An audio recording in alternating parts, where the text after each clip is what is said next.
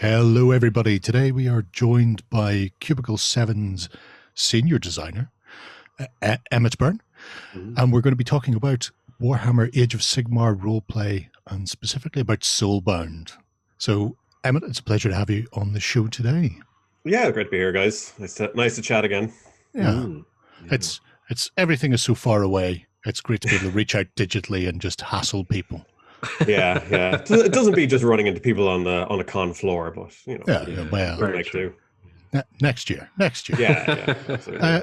So, with Age of Sigmar Soulbound now essentially out in the world, I see people are starting to lay their hands on it. I thought it would be a great opportunity to sit down and actually get a bit of a chat about the starter set for Age of Sigmar then. So what the core set is and who it's aimed at and that sort of thing. So I suppose the first question then is, what is the core set all about? How would you pitch Soulbound? Yeah, God, it's I think we have a blog post going out very soon, but it's actually a year since we released the core book. And with all our lines, we when you pre-order, you get the PDF copies. So people have had the PDF copies for a while. And then the book itself landed in stores in December. Around then we had some, as a lot of people did, issues with transport. And the starter set came up for pre-order, I think, in September of last year, which unfortunately coincided with us changing printer due to capacity and what the printer could do. So we found a new printer, so that pushed the starter set a little bit further back. But it's actually just hit stores. It should be hitting stores in the next few weeks or now, possibly.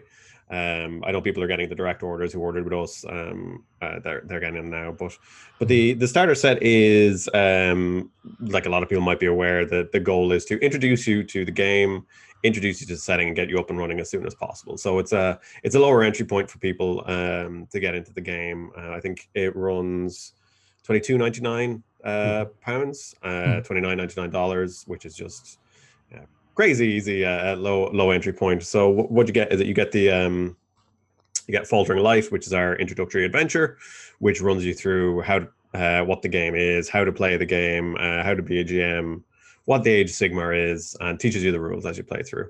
You get your pre-generated characters, and we 5 in the box. There's a nice what is a role-playing game, that kind of thing, for folks who might never have played. What is Age of Sigmar, for people who might not know what Age of Sigmar is.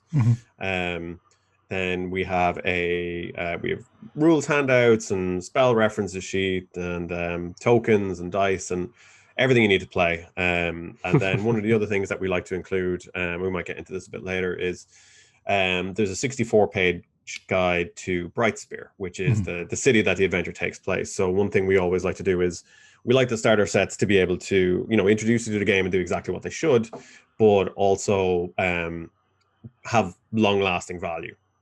Sure. So you have the city guide, which gives you a really in-depth guide to the city of Brightspear, interesting locations and NPCs. You have 8 more one-page adventures in there with different threats you can encounter. So loads of stuff in there as well. Anyone who's familiar with our Warhammer Fantasy starter set, we did the same thing. So you had the core adventure, and then you had the guide to Ubersreich.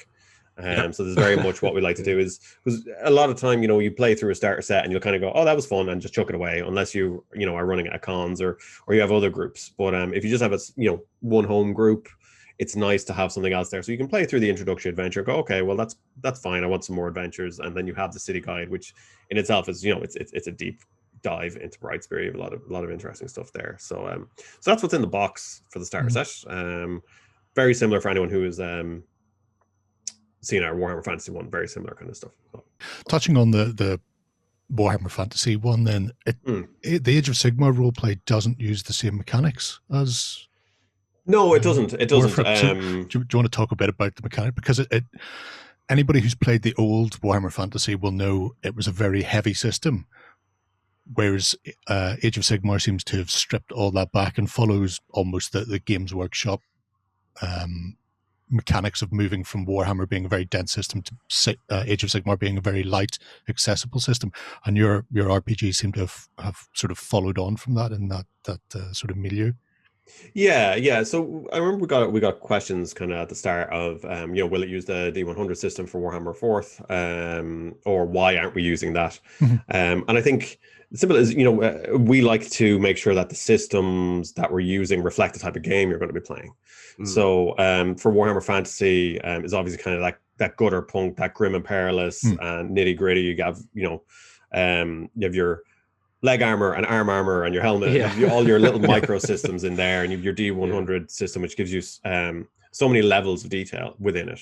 And obviously Warhammer 4th has that legacy there of 3 other editions. The third edition is obviously very different, but the first 2 editions, D100 as well. With Soulbound, with Age of Sigmar, the goal here was to make it as welcoming to new players as possible. We were very aware we'd have a lot of people from the battle game who this might be their first encounter with an RPG. But a part of the goal as well was to make this an introductory RPG for anyone. So if you didn't know Age of Sigmar at all, you could pick this up and play it. If you knew Age of Sigmar but didn't know RPGs, you could pick it up and play it. So straight away it made sense, go with it. We'll use D6s because everyone has D6s or has seen D6s. If you're coming from the battle game, you probably have a lot of D6s. Yeah. So that was the idea there. And again, the feel of Age of Sigmar is very different to what you get in Warhammer Fantasy, which is that grim and dirty. You're like a peasant or a riverman, rat catcher. Rat catcher, exactly. Yeah. In Age of Sigmar, it's that kind of larger than life mythic fantasy. It's much more almost super heroic. You have that extra power level. So a part of that is that can be reflected in the tactile experience. So if you have a pool of D6s that you're throwing, it already feels better. Like you have a couple of dice that you can throw and it gives you more chance of success. It's a lot of it is not how well you succeed or sorry, if you succeed, it's how well you succeed. Sure. And we moved away. We have like abstract zones and ranges. So you're not kind of measuring 5-foot squares or anything like that. And that was very much on purpose because we wanted that fast and frenetic kind of combat in Soulbound that, you didn't really have to worry about, I'm, 2 inches or 10 feet from that person. I'm slightly out of range, whatever. So we made it freer to give you that dynamic, dramatic combat that you can move through quite quickly. It might seem odd to use an abstract movement system when you have a lot of people who are bringing their miniatures to the table, but the battle game already does that very well. Yeah, I was going to say it kind of makes sense when, for example, maybe players are going to be playing as a massive, Colonel Hunter that can stride across the battlefield quite easily, and suddenly you're like, I need to move 5 feet here. No, you can just march into battle, and smash things away, and that kind of thing. So exactly. And every character as well gets at least 2 actions a turn. So we found that a lot of the time this leads to just people doing crazy things, because they're like, oh well, I have an action, I'll attack with that'll be just my regular attack, and then I'll use my other action to do something crazy, like I'll leap across the room and swing from a chandelier, or throw my companion at somebody, or whatever it is.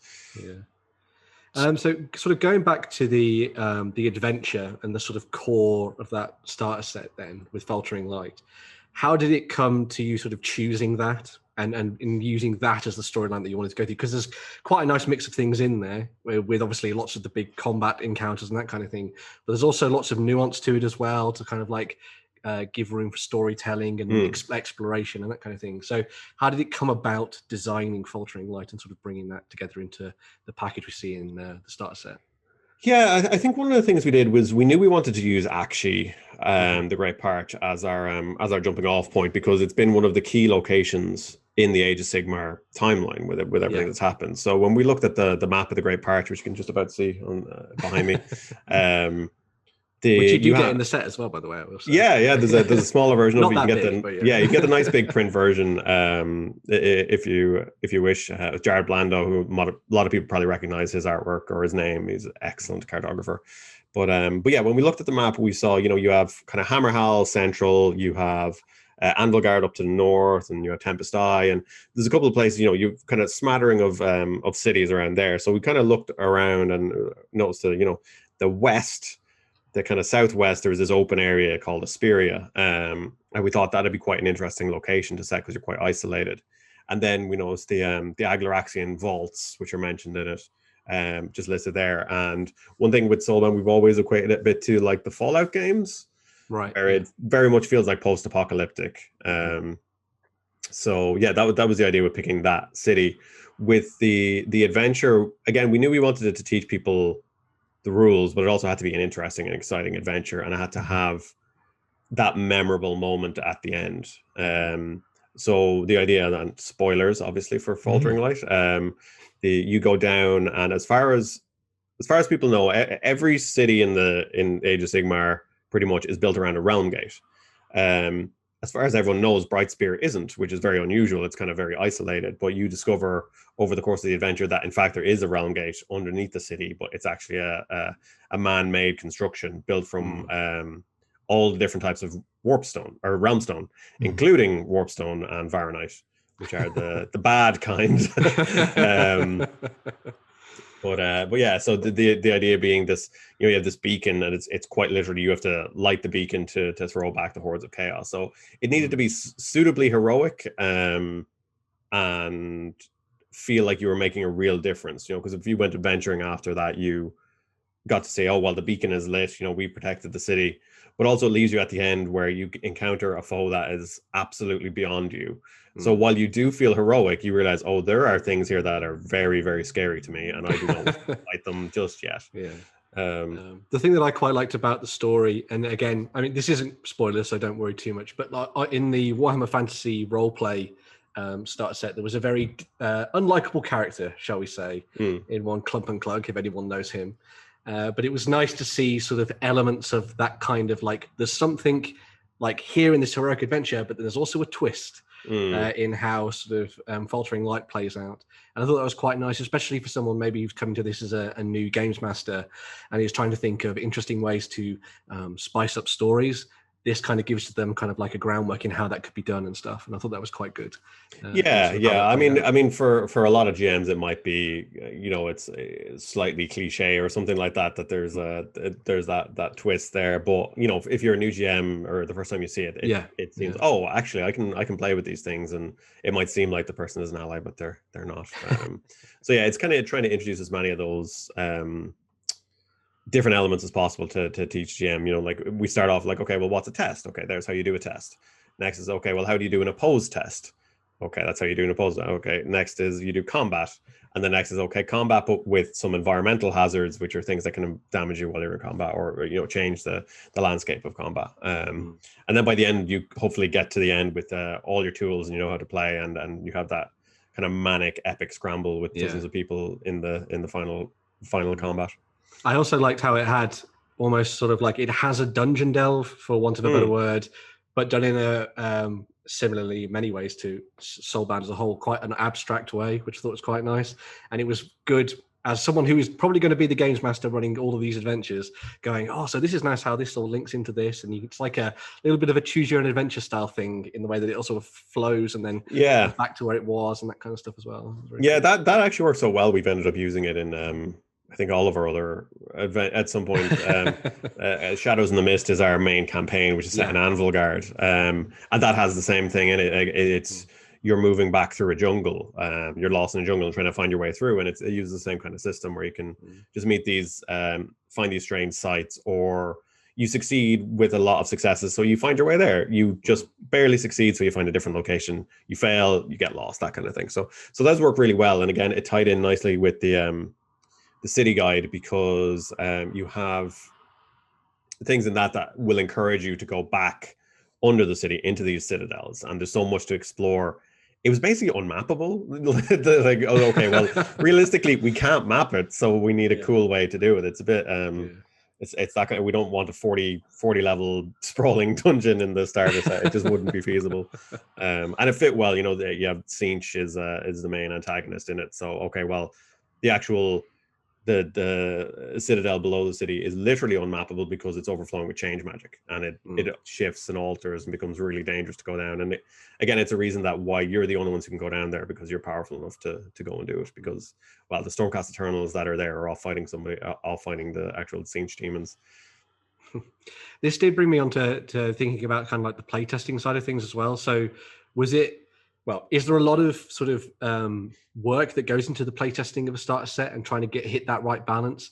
And especially when you take into account things like the sort of that dungeon delve element to Faltering Light as well.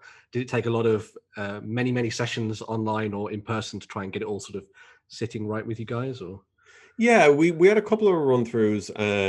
It's hard because the starter set, the big goal of it is to introduce it to people who have never played it before, but all of us would obviously very aware. So like the writer Jacob Rogers, he played with his home group. I played with my home group here as well. We played in the office as well, which helped a lot because you see different approaches to it. I think the easier thing a little bit with a starter set is one of the things you can control is what characters are going to be involved. You have like the 5 pre-gen, so you know what's going to be involved there.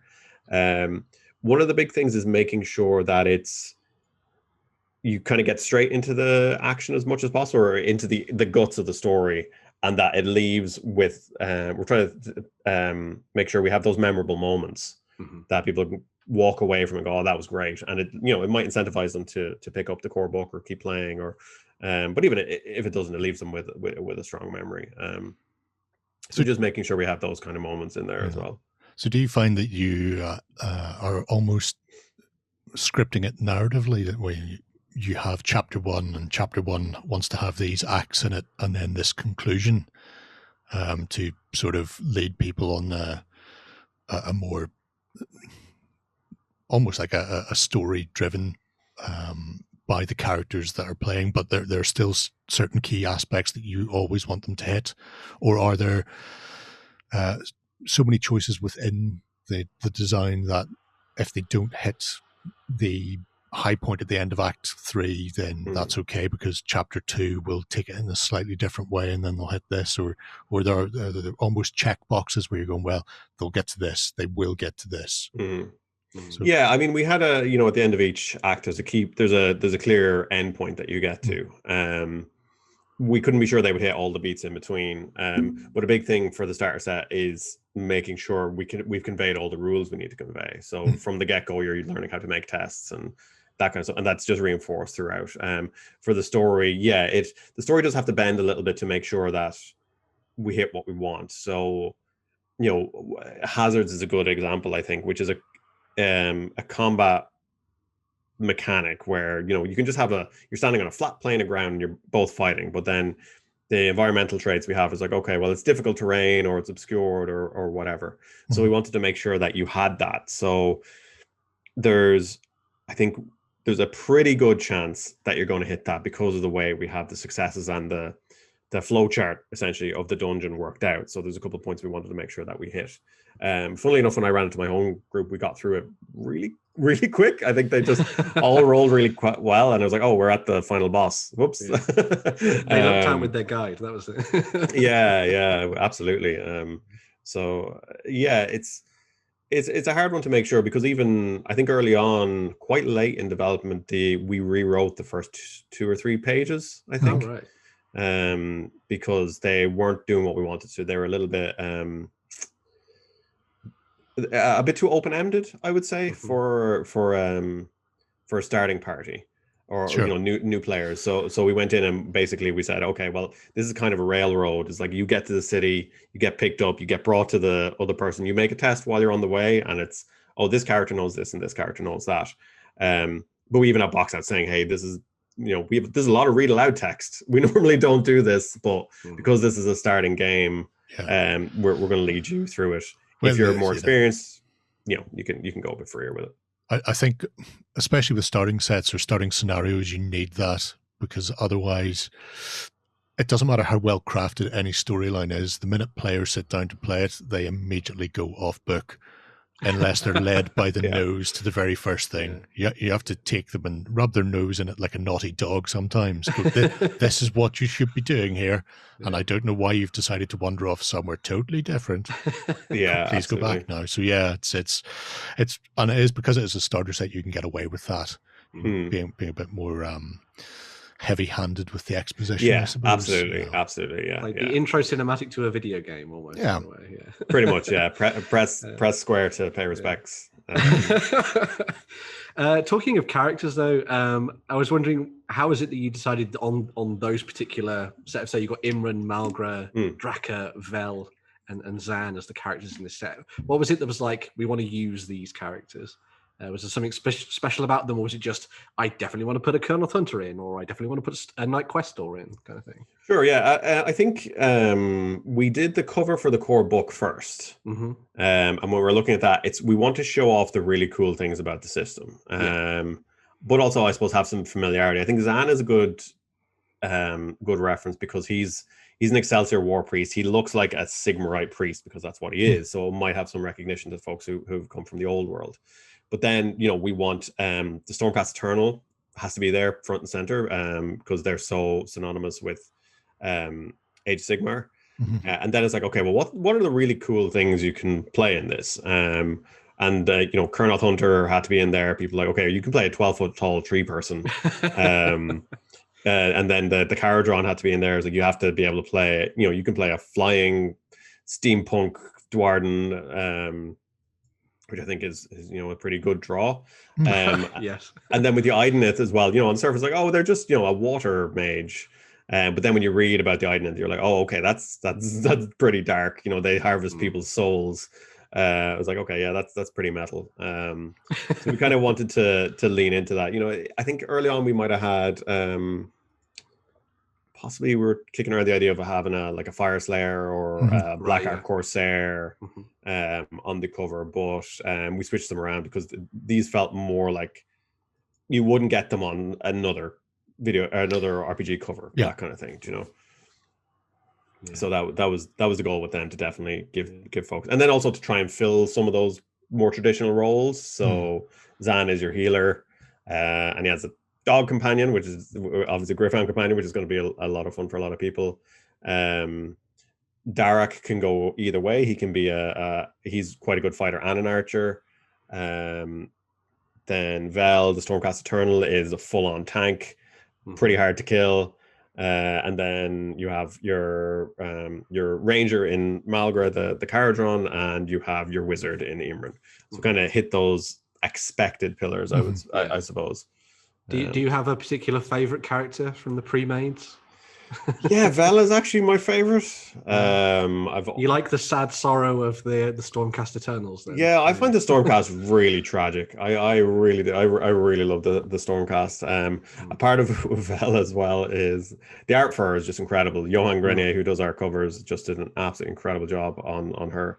And then the pre-gen that you see on the sheets is done by Daniel Kovacs, who's one of our in-house team.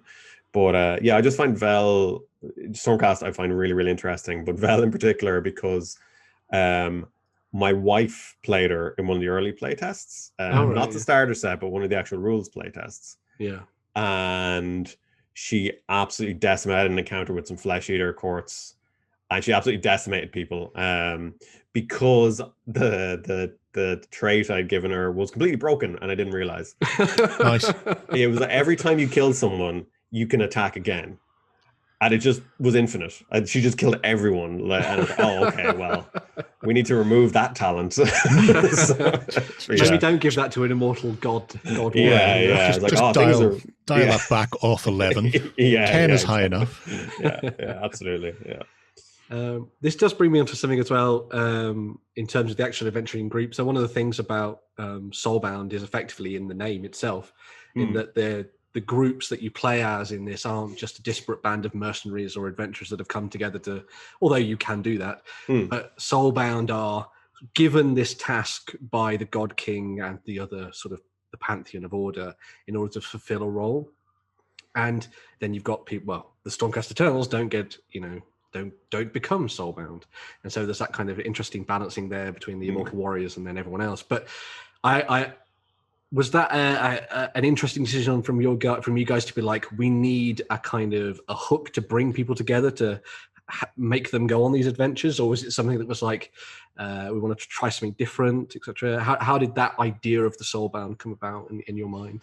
Yeah, it came about halfway through development on the core book, I'd say. And when we landed on it, we're like, oh yeah, this fits. But yeah, again, it's another one of those things that, okay, well, we want this to be easy for people to play, and we want people to be able to play the characters they want. There's such a breadth of characters in the Age of Sigmar that we want them all to be able to fit in a group together, and we don't want people jumping through hoops to try and explain why they're together.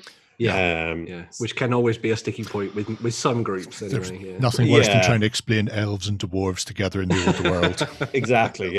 One of the things we say a lot is order doesn't mean good, and I think you can see that from the groups that are out there, because you can play the Ideneth, who they literally harvest people's souls, or the Daughters of Cain, who are exactly. Do you know, who harvest people's bodies? These are very important jobs. To keep the economy alive. So the having that as the soulbound, you're being bound together by the gods, really helped galvanize everything else. Okay, well, why would you agree to be soulbound? Someone like the Caradron, why would they agree? You know, like the generally profiteering or what have you. But part of what they might agree to is because it's a two-way thing. It's not like the gods just say, hey, you're going to be soulbound. It's you pretty much, you have to agree to it. But you get something out of the deal and out of the bargain. And it's okay, well, if you're a Caradron, maybe you get first dibs on a new vein of ether gold when it's found. Or if you're a Fire Slayer, it's like, okay, well, you get your payment in gold. You literally just get paid like a mercenary. But for the Fire Slayers, it might be Urgold, unbeknownst to anyone else. The Ideneth is, okay, well, you join the soulbound, you get to keep all of the souls of the people that you kill along the way.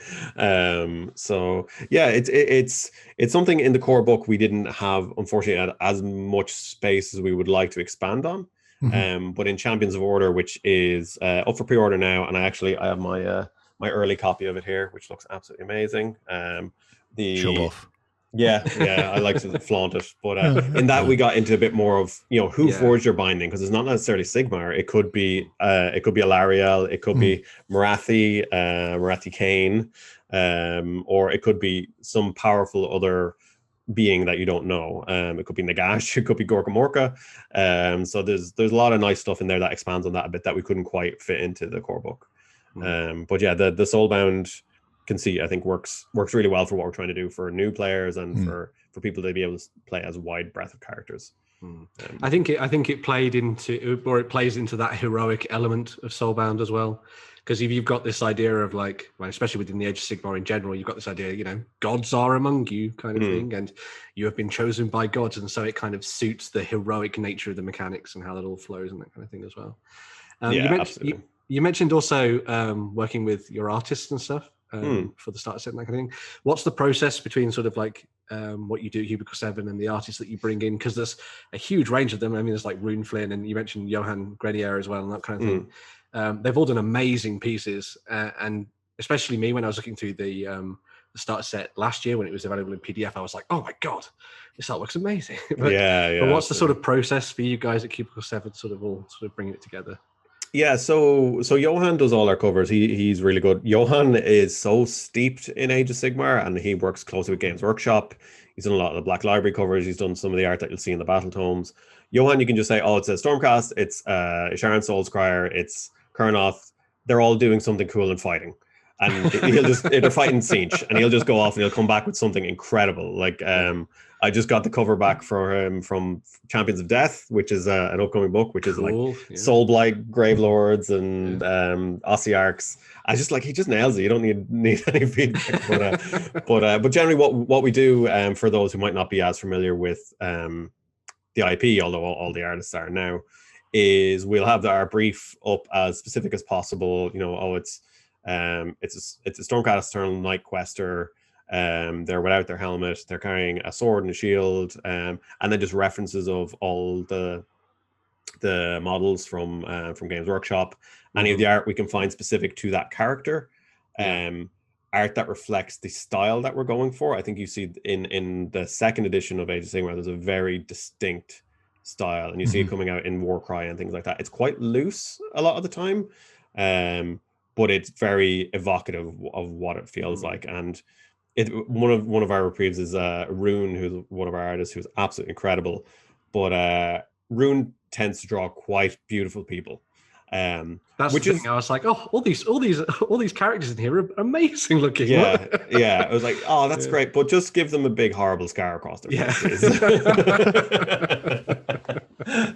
So yeah, that's it's always a lot of fun because the artist will come up with something you never thought of. You know, like you'll give them a brief and they'll come up with something much better, which is great.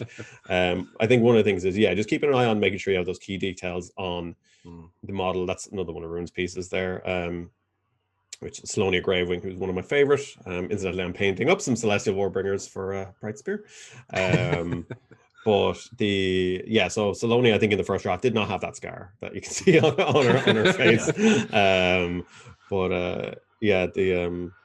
I've lost my train of thought now, distracted by the pretty pictures.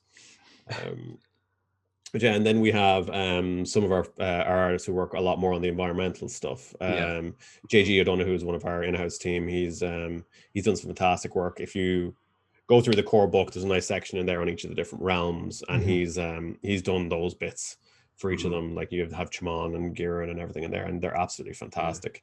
But one thing we always try to come back to is, okay, well, what makes this an Age of Sigmar, a piece of artwork from Age of Sigmar? You know, what's distinct or unique about it? It could be something as simple as, you know, I think it's Presarium, who's one of the NPCs. He has a little brooch. That's the Bright Spear thing. Or they might have a Twin Tail Comet. I think if you look at our Warhammer Fantasy stuff, you can see a lot of the time it's little brooches with the little bits of parchment that come off them and things like that. Sam Manley, I think, has defined that for us in a lot of places. So it's finding that style and that visual identity for Soulbound. But thankfully, you know, we've so much art to reference. It's a huge help. We have access. You know, we've all the battle tomes for the artists if they need them, and the joy of the Games Workshop site is almost every single model has a 360-degree turnaround. So, and if they don't, well, one of us probably has the model, so we can just see what the back of a Colonel Thunder looks like, for example. Or what are all the fiddly bits where all the creatures are coming out of your skin, kind of thing. I think recently for we were doing a bit for Church of Steel for Wrath and Glory, which is our Warhammer 40k. And Dom, our CEO, was looking at it. He's like, that doesn't look quite right to me. It's not quite right. And then I got an email from him like half an hour later with a picture of, I think it was like a Taurus or something like that. He was like, look, the back is slightly different. So the handle's on the wrong side. Yeah, exactly. Yeah. I don't think a Space Marine would fit in there. Where does a very cunning hat, though. So do you have one person in particular who does your maps? Because the map for Bright Spear is particularly lovely. I do enjoy a good map. Yeah. So the map behind me of the Great Parch was done by Jared Blando, as I said. The map of Bright Spear was done by in-house artist Daniel Kovacs, who did an absolutely fantastic job. It was quite a process to try and explain it to him, because we did not make a very easy city to understand. I think if you look at the bottom corner, you can see it has it's actually like 2 levels, and there's an orrery around it, which sounded really cool in my head when we came up with it. And then trying to map it was a nightmare. But yeah, Daniel did that for us. He did the map of Anvilgard for us as well. He actually did he do Middenheim? I think he either did Middenheim or I think he did Middenheim for us for Warhammer Fantasy, which is another absolutely gorgeous map as well. I think he did the kind of dungeon maps in the starter set as well. So I think Daniel's pretty much done all the cartography in the starter set, but we have a couple of other artists we've used on other things, which is it's nice to have a pool of folks to draw from. So as well as the adventure within the set, we mentioned earlier the Bright Spear City Guide, and one of the things I really liked about the Warhammer Fantasy set that you guys did was it had that guide to Ubersreich in it. And I've been playing Warhammer Fantasy Roleplay in the new edition for maybe 2 years now, and I'm still not through the content in that, because I'm using all the stuff in the back of the adventure book, which has a bunch of other adventures for all the heroes and stuff. And similarly, you've got something here in the same vein with Bright Spear City Guide. Can you sort of walk people through what kind of content is in there, and sort of the extra threats and things that you put in the back that kind of allow you to go beyond the starter set?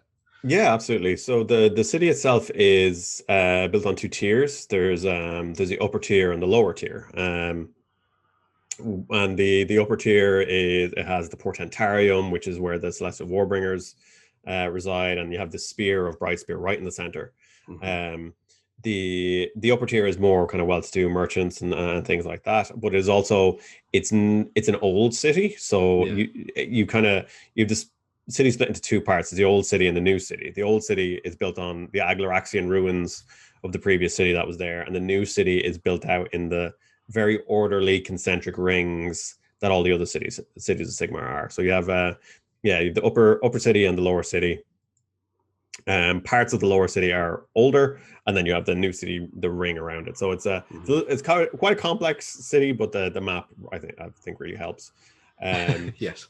yeah, absolutely. So you basically you get like 70 or 80 locations, I think, in each across all the different regions. There's just monuments, there's an infirmary, as you can see there, there's the Free Guild barracks, there's pubs, the shops, a lot of really interesting places, a couple of like places of learning. I think one of my favorite places that we have in there is the Hanging Garden, which is actually that bit on the right, the high port is absolutely stunning piece that JD O'Donoghue did for us.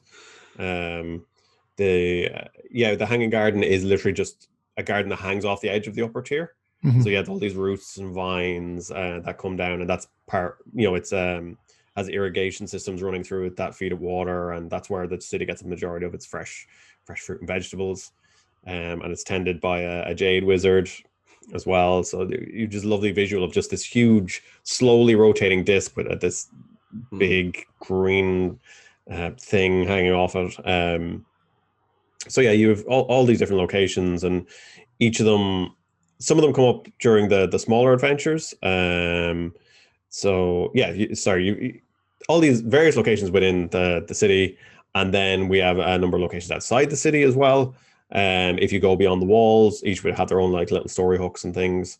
There's a couple of more locations set in the Undercity, so you can go back down into the Undercity using the rules that we have in the starter set in the adventure. There's even more stuff to explore, and you can roll on those tables and find where you go and all that kind of stuff. There's a wealth of stuff to explore down there. And then at the end, what we've included is 8, I think. 8 threats, new threats, which are one-page adventures that you can build out into. They can run for a session or so, or you can build into a greater adventure. In Soulbound, we have this idea of rumors, fears, and threats. So a rumor is just something you might hear, but it's a way for a GM to populate the world and make it feel more alive. And they increase as you're playing. So when you get to a downtime period, one of them will go from a rumor to fear, which means it's getting worse and it's starting to get in at the city and actually worry people. And then something can transition from a fear to a threat, which is when it's actually actively threatening the city. So you can drop these in fairly naturally as you're exploring the city, or have them be more of a, hey, you get told to go and do a thing. But it gives you much more of a wealth to explore. I mean, I was running the starter set for my home group, and even before they had gone down into the Undercity, they'd already picked up 3 rumors, I think. And then when they came back up, they found another 2, or they found some down there, I think.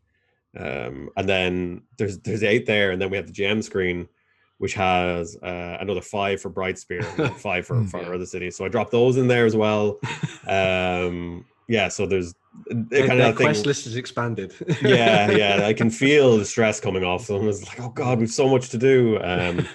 So that's it. Like, you should never really feel comfortable. There's always a ticking clock, really, and you, it kind of builds to those hard choices, because the big thing is, because you're such super heroic characters that a lot of things won't be threatening to you, but they're threatening to the people around you. And it's, how many people can you save? It's, it's how quickly can you succeed? It's kind of this war of attrition almost. But trying to make the hard decisions to see who gets saved and who gets taken by chaos or what have you.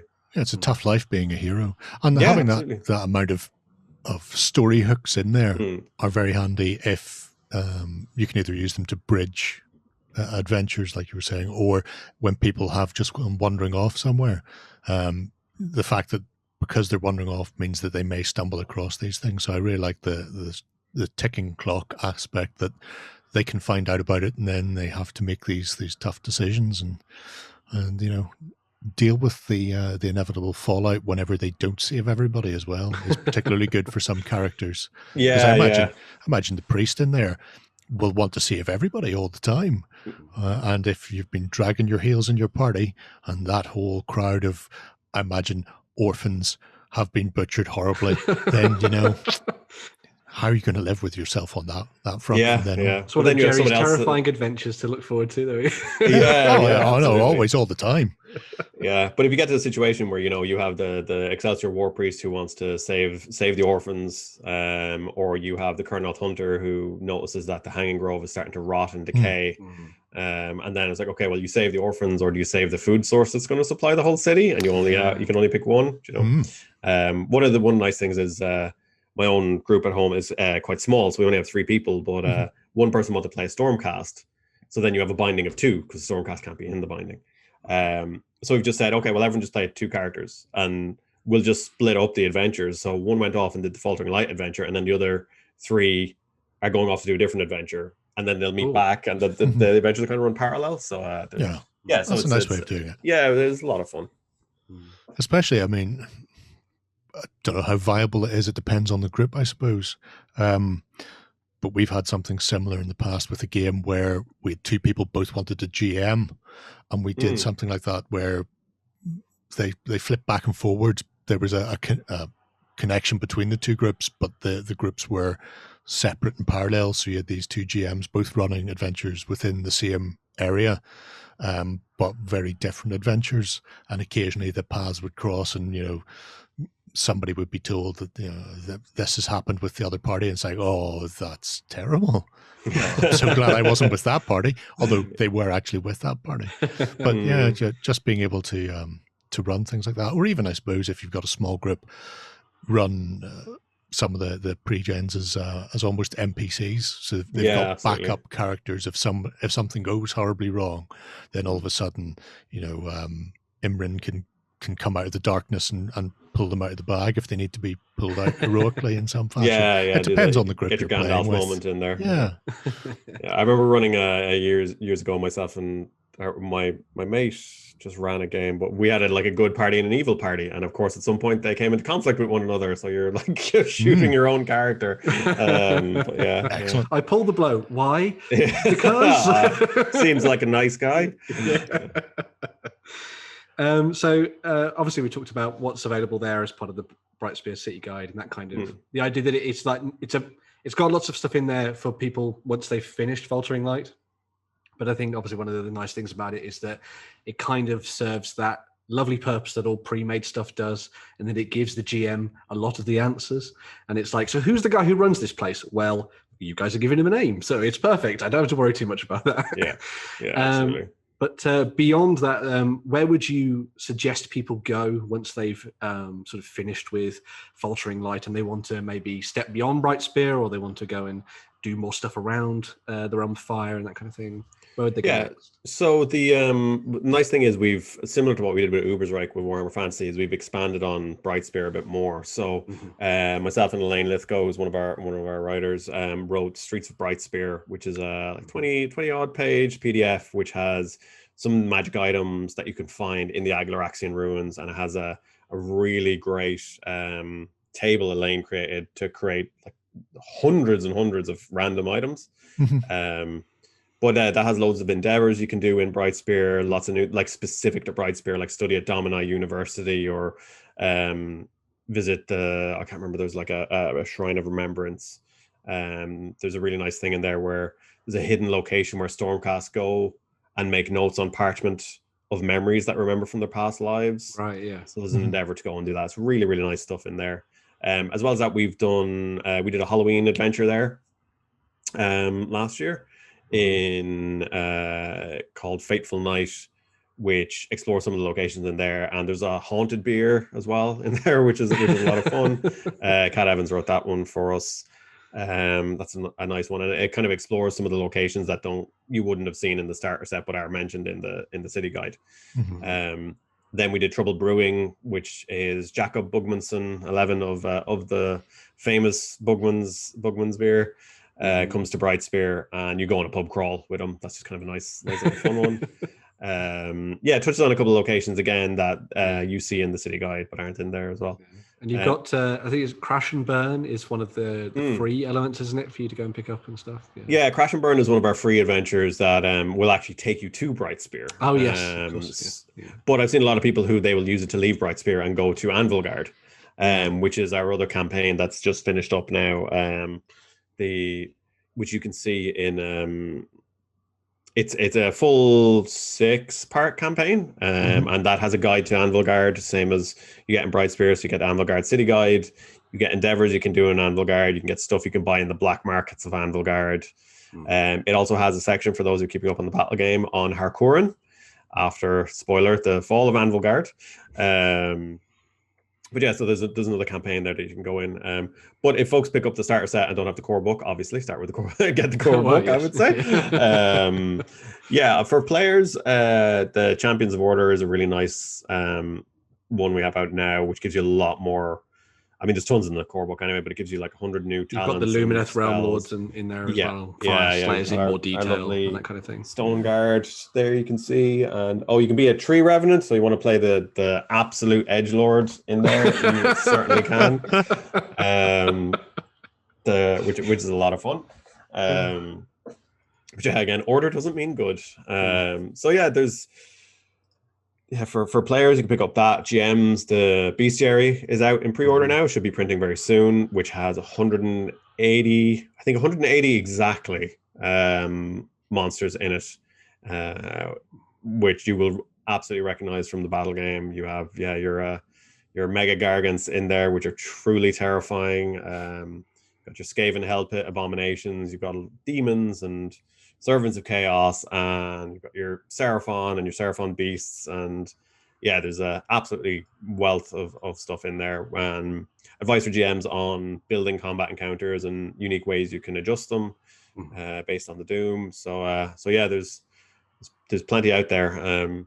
Actually, I just did a Soulbound 1 Year On blog post where I listed out everything, and it ended up being a very, very long blog post. It's only been a year, but I think we have 13 products out now. I think 5 or 6 that will be in print or are in print, and then some other ones as well. You certainly haven't been resting on your laurels just because everything was closed down. Yeah, absolutely, absolutely. Working harder, if anything. But there's an absolute boatload of stuff for people to get stuck into, and it was nice getting a sort of like an insight into the kind of design elements and stuff that went into the starter set and that kind of thing. Hopefully this will give some interesting routes for people to follow when they dive into this and appreciate all the wonderful artwork and the wonderful writing as well. We have an absolutely fantastic team. There's some stuff we're working on at the moment that is just, I'm very excited for people to get their hands on. It's just so well written, and the illustrations are coming to look incredible. And very soon you'll be able to play your undead party, which will be which I'm looking forward to. Amazing. That somebody has to counter those terrible deepkin. Absolutely. Stealing everybody's souls, and if it takes the undead to do it, then somebody has to be the good guy in this world. Yeah, I'm waiting for Champions of Destruction. I want to be my Orc. Just run around. That'll be an interesting role-playing session. Yeah, probably a loud one. Very much so. Is there any other type? Yeah. Well, it's been terrific getting a chance to catch up with you about all of this, Emmet. If anybody has any questions about Age of Sigmar, Soulbound, or I suppose the Warhammer Fantasy Roleplay as well, that you want to put to the team, please feel free to drop them in below. We'll pass them across to Emmet, and he may or may not furnish you with an answer depending on how he's feeling. Yeah, absolutely. Yeah, there's a really nice, there's a couple of Facebook groups for Soulbound, and there's a really active fan Discord. I'm on Twitter. If you can find me, feel free to ping me. Well, we can drop those links to the various places just below the video, somewhere down there. Yeah. So just click on that. There you go, and you're good to go. So hopefully we shall speak to you again soon, Emmet. Yeah, absolutely. Then, bye-bye. Cheers, folks. Go ahead and check out our other content on screen now. And while you're at it, why not hit subscribe and remember to ding our dong. Go on, you know you want to click it. Go on.